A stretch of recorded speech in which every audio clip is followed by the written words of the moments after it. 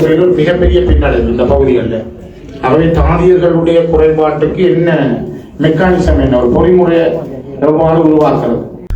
வணக்கம். மற்றொரு காணொலியில சந்திக்கிறோம். எல்லாருக்குமே தெரிஞ்சிருக்கும், எங்களுடைய யாழ்ப்பாணத்துல சாவகச்சேரி வைத்தியர் அர்ச்சுனா ராமநாதன் அவர்கள் பல்வேறுபட்ட பிரச்சனைகளை முன்கொடுத்து முகம் கொடுத்து மக்களுக்கு பல்வேறுபட்ட அநீதிகளை வெளிக்கொணர்ந்து ஊழல்களை வெளிக்கொணர்ந்ததால ஒரு நல்ல மனுஷனுக்கு இப்படியான ஒரு நிலைமை ஏற்பட்டிருக்குது.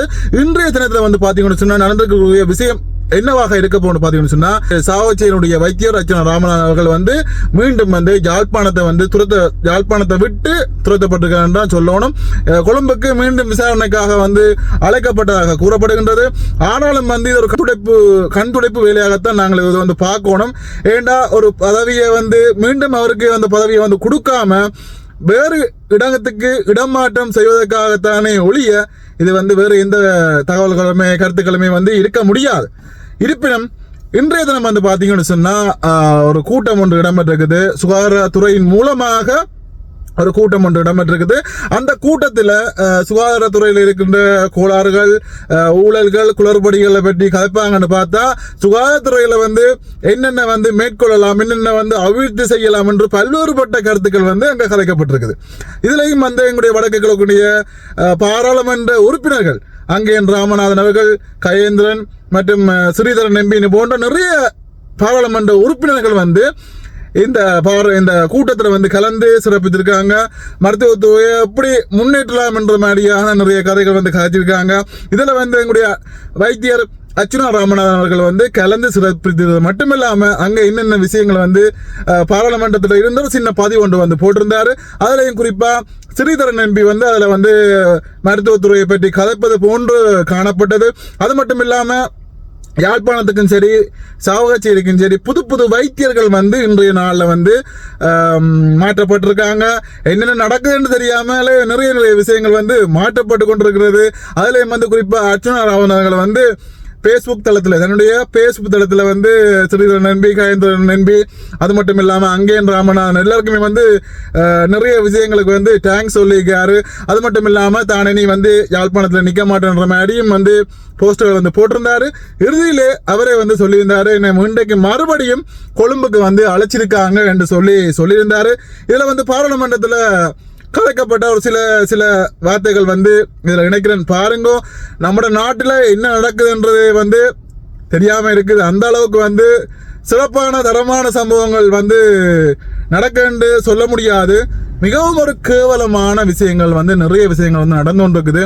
அதை எங்களுடைய வைத்தியர் மாதிரி நிறைய பேர் வருவாங்களான்னு சொல்லி கேட்டா அது இனி நடக்காது. ஒருதன் கிளறி விட்டதை விழான்னு சொல்லி சொன்னா, இன்னும் ஒருதன் வந்தான்னு சொல்லி சொன்னா கதை சரி. எங்களுடைய அரசியல்வாதிகளும் சரி, எங்களுடைய வைத்திய மாஃபியாக்களுடைய கதையும் சரி எல்லாமே முடிஞ்சிடும். அதனாலதான் எங்களுடைய வைத்தியரை மீண்டும் கட்டாயமாக கொழும்புக்கு வர சொல்லிக்காங்க. என்னை பொறுத்த வரைக்கும் வடக்கு கிழக்கு அவர் இனி வைத்தியத்துறையில் ஈடுபட மாட்டார் என்றதான் எனக்கு இந்த கருத்து மூலமாக இன்றைய நாள் நடந்த சம்பவத்தின் மூலமாக தெரிகிறது. அவர் இனி வேறு மாவட்டங்களுக்கு தான் கண்டிப்பாக வைத்தியத்துறைக்கு அனுப்புவாங்க என்றது இன்றைய நாள் நடந்த சம்பவத்தின் மூலமாக உறுதியாக தெரிகிறது. எனவே இந்த பாராளுமன்றத்தில் நடந்த சிறிய ஒரு பதிவு அர்ச்சுனா ராமநாதன் பேஸ்புக் தளத்தில் போட்டிருந்தாங்க. அதையும் போறேன், கண்டிப்பாக பாருங்க, கருத்துக்களை சொல்லுங்க. அது ஒரு மருத்துவத்துறையில் ஒரு மிகப்பெரிய பின்னடைவு இந்த பகுதிகளில். அவை தாதியர்களுடைய குறைபாட்டுக்கு என்ன மெக்கானிசம், என்ன ஒரு பொறிமுறையை எவ்வாறு உருவாக்குறது? அதே போலதான் தாதியர் குறைபாடு போல தொண்டர்கள், மிட்வாயின், அட்டெண்டன்ஸ் போன்றவர்களுடைய குறைபாடுகளும் மிகப்பெரிய அளவில் இருக்கு. உதாரணத்துக்கு சிற்றூழியர்கள், பல இடங்களில் பல வைத்தியசாலைகளுக்கான சிற்றூழியர்கள் இல்லாத குறைபாடு மிகப்பெரிய அளவில் காணப்படும். அதே போல மாவட்ட ரீதியான வைத்தியசாலைகளுடைய பிரச்சனைகள்.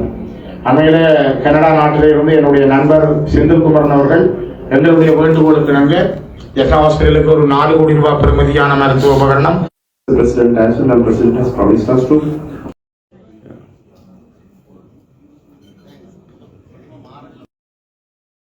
இனி வருகின்ற பகுதிகளில் பார்த்தீங்கன்னு சொன்னால் அர்ச்சுனா ராமநாதன் அவர்கள் இதனுடைய காணொலியுடைய ஒளியை சவுண்டை வந்து மியூட் பண்ணியிருந்தார். என்ன காரணத்துக்காக என்று தெரியவில்லை.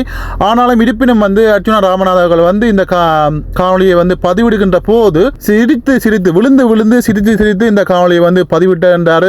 இருப்பினும் இந்த கூட்டத்தில் வந்து என்னென்ன விஷயங்கள் வந்து நடந்திருக்குது என்று சொல்லி மக்களுக்கு வந்து தன்னுடைய பேஸ்புக் தளத்தில் வந்து போட்டிருந்தார். மக்கள் பார்க்கணும் என்றதுக்காக கூட இருக்கலாம். இருந்தாலும் வந்து இன்றைய தினம் யாழ் மாவட்டத்தில் பெரிய ஒரு கூட்டம் ஒன்று இடம்பெற்றிருக்கிறது.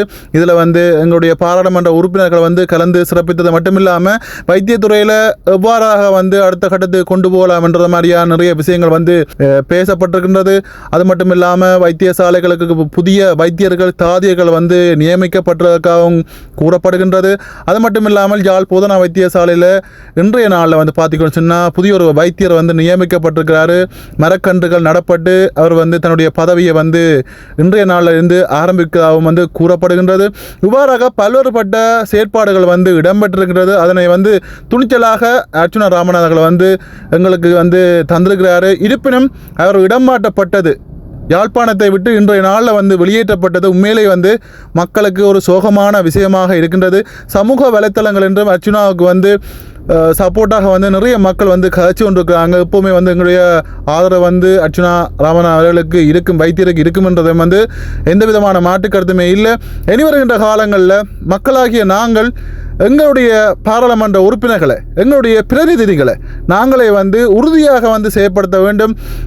மக்கள் வந்து விலை போகாமல் யாருடைய பேச்சையும் வந்து கேட்டு மயங்காமல் உறுதியான முடிவுகளை எடுக்கின்ற பட்சத்தில் தான் வந்து எங்களுக்கான நல்ல ஒரு தலைவர் வந்து கிடைக்க முடியும். எங்களுக்கான உரிமைகள் வந்து பெற்றுத்தரக்கூடியதான ஒரு தலைவரை வந்து நாங்கள் பெற முடியும் என்றதை வந்து இதில் தெரிவித்துக்கொண்டு இந்த காணொலியுடைய இதோட வந்து நான் நிறைவு செய்கிறேன். உங்களுடைய கருத்துக்களை வந்து சொல்லுங்கள்.